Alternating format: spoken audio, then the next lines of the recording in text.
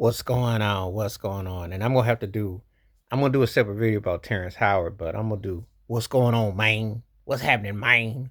You a Miami Heat fan, man? What you want to know, man? They stink and they suck. I'm a Heat fan, but they stink and they suck. Should have traded Jimmy Butler before the season started. Would have not had fool's gold.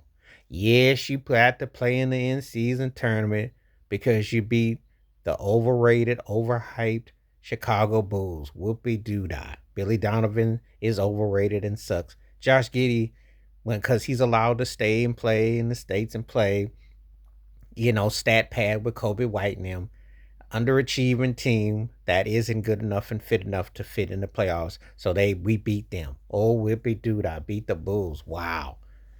And then you beat overrated Trey DeBarge Young, double triple junior whopper Steph Curry, who shoots logos, turns the ball over all the time, does have a good step, does lead the league in assists, but he also leads in getting coaches fired and no accountability.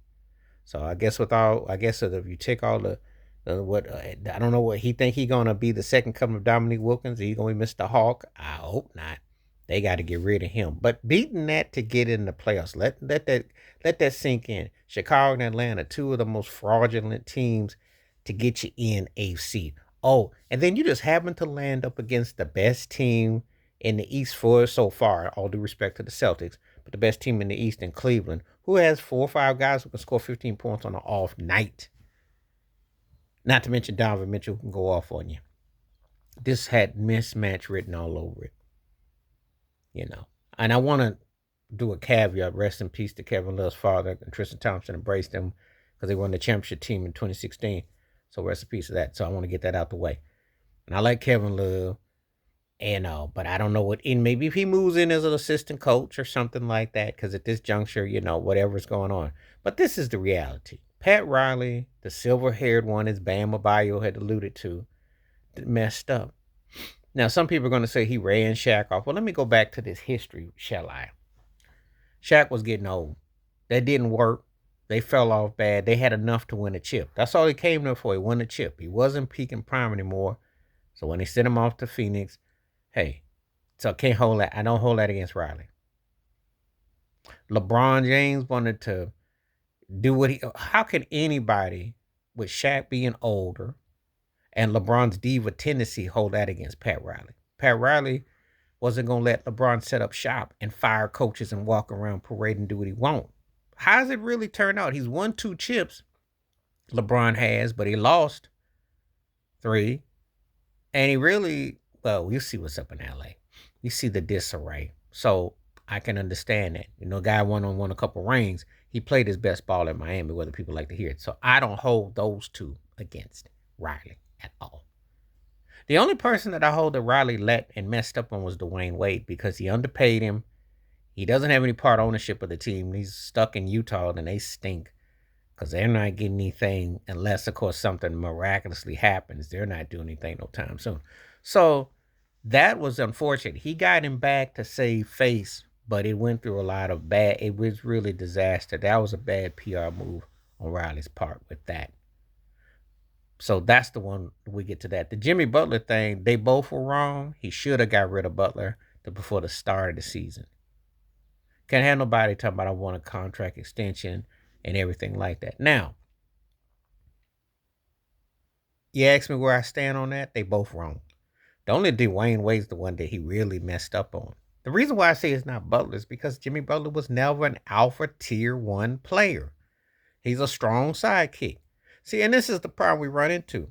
Bam is very good. He's actually got an outside shot and everything. But Bam is not a next level dude.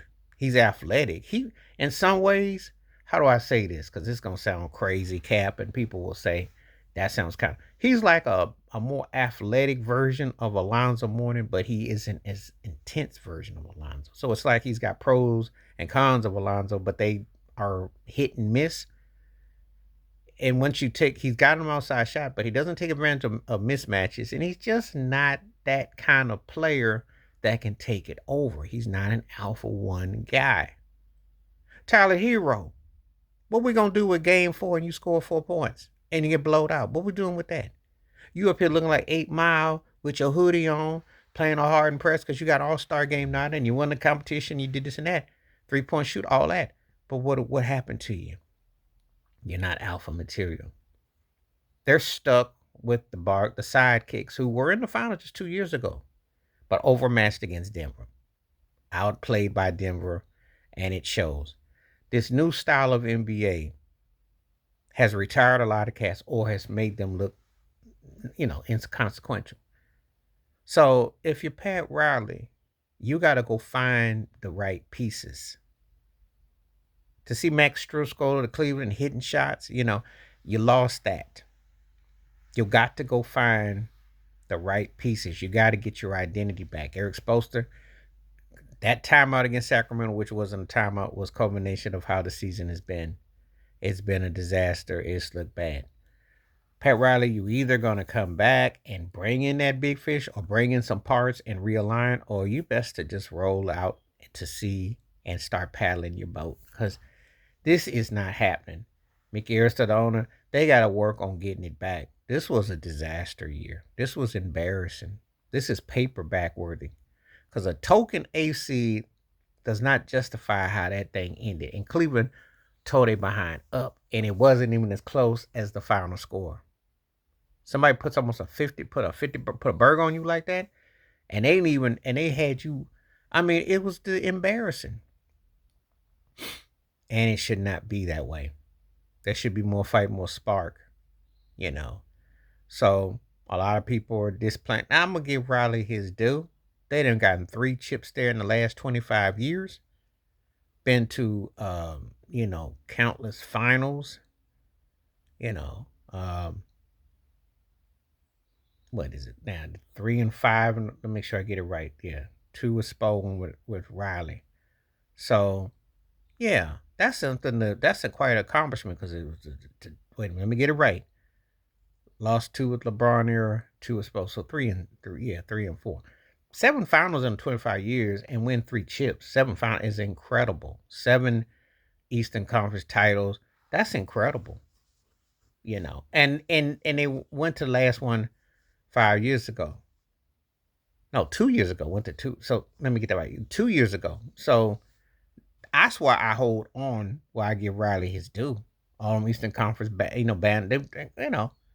Let's not treat Pat Riley like it's Jerry Jones situation. But I'm gonna tell you something.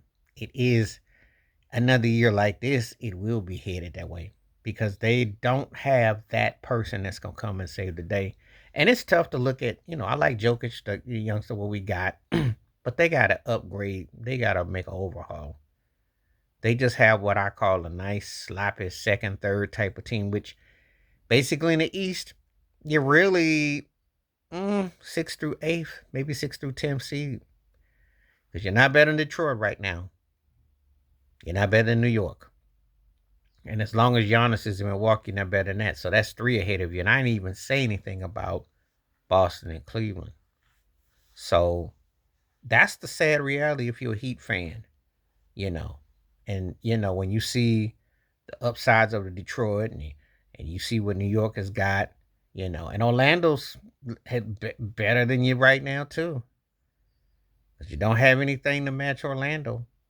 That's a sad reality. So, like I said, you're in that bottom slot. So, if you like beating those fraudulent teams to get your token playing tournament and get a little extra couple dollars for the playoffs, beating Chicago and Atlanta, that's where you are. But if you're really serious about ever being where you once were, you got to get out here in these streets, get the right pieces, and make some moves. Because loyalty ain't really happening right now.